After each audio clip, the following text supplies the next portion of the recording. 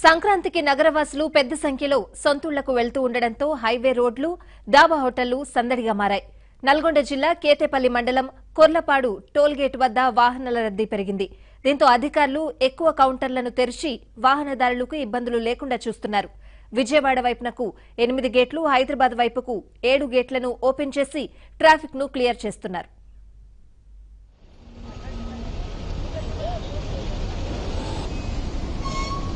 Number గింబర్లు ఏం లేవు ఉంటాయి. వీళ్ళే కొట్టి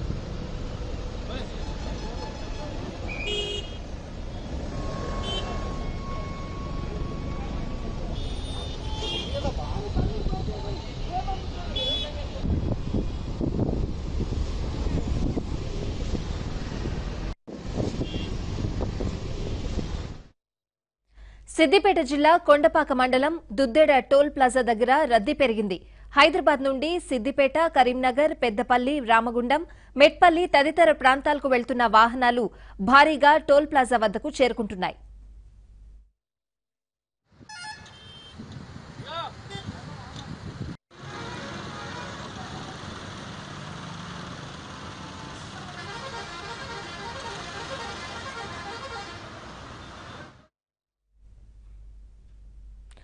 సంక్రాంతి పండుగకు ఊర్లకు వెళ్లే వాళ్లతో రహదారులన్నీ రద్దీగా ఉన్నాయి.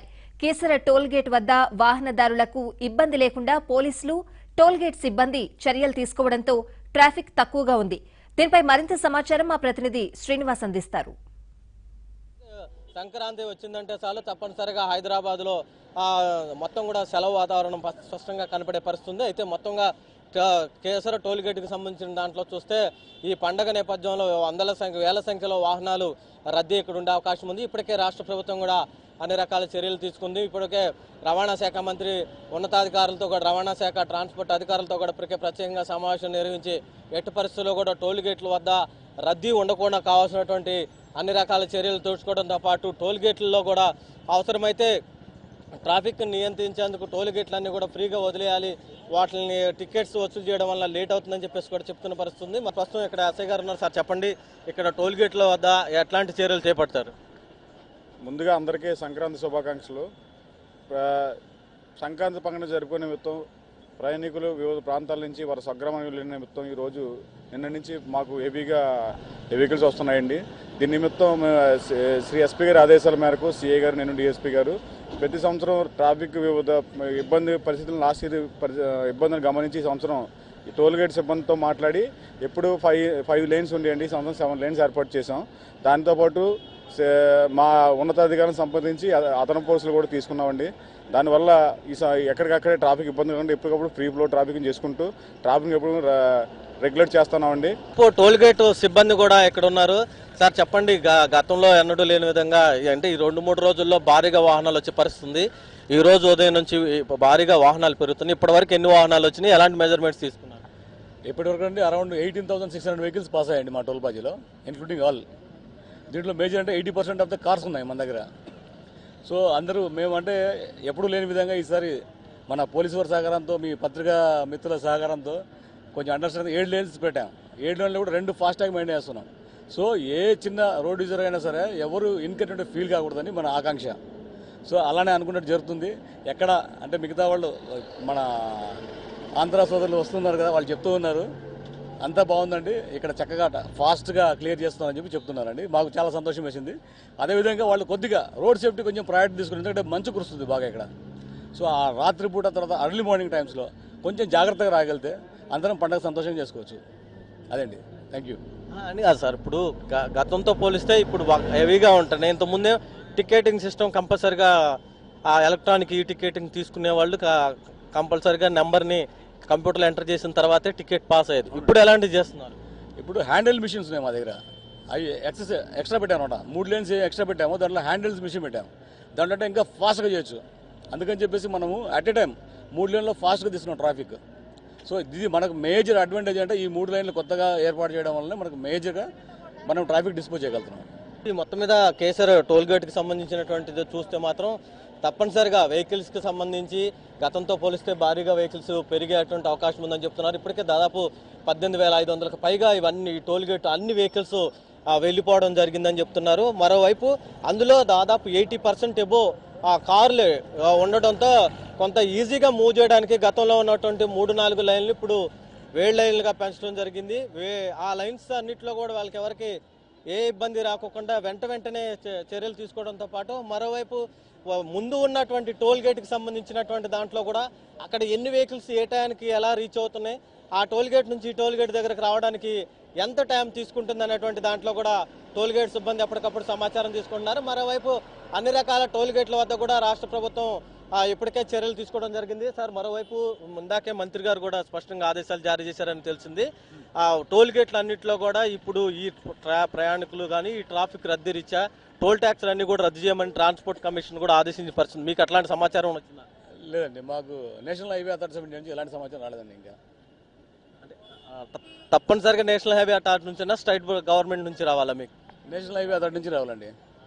ఇది మొత్తం ఇక్కడ టోల్ గేట్కి సంబంధించినటువంటి దాంట్లో కూడా టోల్కి ఒకవేళ వసూలు చేయాలా లేదనేది రాష్ట్ర ప్రభుత్వం నుంచి చెప్పినప్పుడు కూడా కేంద్ర ప్రభుత్వం నుంచి national highway authority of India నుంచి మాత్రమే తప్పనిసరిగా సమాచారం వస్తే మాత్రమే అక్కడ నుంచి ఏదైనా ఆదేశాలు వస్తే తప్ప మేము అవి తెచ్చుకోలేని పరిస్థితి ఉంది. హైదరాబాద్ ప్రజలు పల్లెబాట పట్టారు. కిక్కిరిసిన బస్టాండ్లు, గంటల కొద్దీ పడిగాపులు, ప్రత్యేక బస్సులు, రైళ్లున్నా టైంకి రాలేని పరిస్థితి. ఇలా సంక్రాంతి సెలవులతో హైదరాబాద్ నుంచి సొంతూరు వెళ్లే వారికి పండగ కష్టాలు మొదలయ్యాయి. దీనిపై మరింత సమాచారాన్ని మా ప్రతినిధి నుమాన్ అందిస్తారు.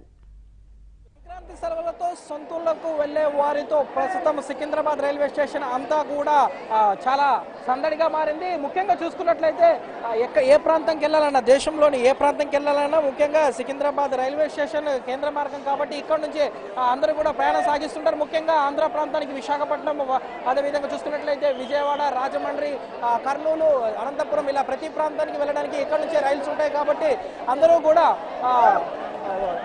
ఇక్కడ నుంచే ప్రయాణం చేస్తారు. ప్రస్తుతం మనం ఇక్కడ చూసుకున్నట్లయితే రైల్వే స్టేషన్ ప్రాంగణం అంతా కూడా నిండిపోయింది. ట్రైన్ మూవింగ్ లో ఉన్నప్పుడు కూడా అందరూ కూడా ఎంతో ఆత్రతగా తమ ప్రయాణాన్ని కొనసాగించాలనే ఉద్దేశంతో అందరూ కూడా ఇక్కడ కష్టమైనప్పటికీ కూడా ట్రైన్ ఎక్కుతున్నారు. అంటే ప్రమాదం అని తెలిసినప్పటికీ కూడా ట్రైన్ మూవ్ లో ఉన్నప్పటికీ కూడా చాలా మంది మహిళలు, విద్యార్థులు, చిన్నపిల్లలతో పాటు ఇట్లా చాలా ప్రమాదకర స్థాయిలో ప్రయాణం చేస్తున్నారని చెప్పవచ్చు. ఇవాళ ఒక్కరోజే దక్షిణ మధ్య రైల్వే 7 జనసాధారణ రైళ్లను ఏర్పాటు చేసింది. సికింద్రాబాద్, కాచిగూడ, నాంపల్లి వేదికగా చేసుకుని ఇక్కడ నుంచి 3 మార్గాల నుంచి ప్రత్యేకంగా 7 జనసాధారణ రైళ్లు ఏర్పాటు చేసింది. అంటే ఈ 7 జనసాధారణ రైళ్లలో ఎటువంటి రిజర్వేషన్స్ ఉండవు, నార్మల్ టికెట్ తీసుకొని ప్రయాణం చేయవచ్చు. ఇక్కడ చూసుకున్నచ్చు మహిళలు కూడా పరిగెట్టుకుంటూ, అంటే రిజర్వేషన్ చేయించుకున్న